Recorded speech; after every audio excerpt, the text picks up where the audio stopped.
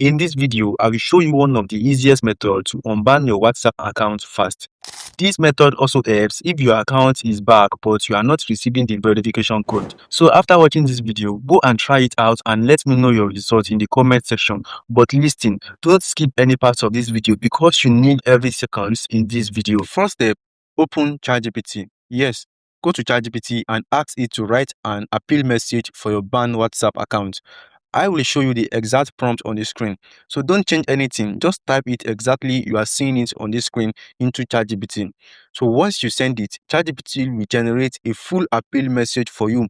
And this is not guesswork. Many people have used this same method and it worked for them. So the next step is to copy that appeal message and save it somewhere safe, maybe your note app or notepad. You will need it very soon. So don't skip this part. Now, move to the next step. So go to Play Store. If your normal WhatsApp is banned, search for WhatsApp Messenger.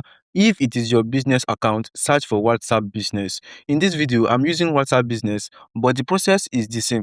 You are not here to download the app. Don't install anything. Just click on the app and scroll down.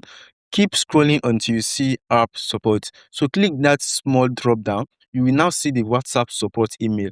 So click on that email, choose Gmail. So it will open your email and take you straight to compose a new message. This is where your saved appeal comes in. Now do this carefully. Copy the subject from the appeal and paste it in the subject section.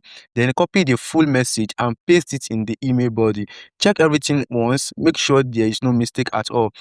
Then click send. That's all.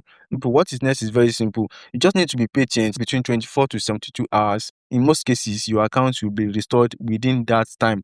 If you want to increase your chances, you can try other methods too.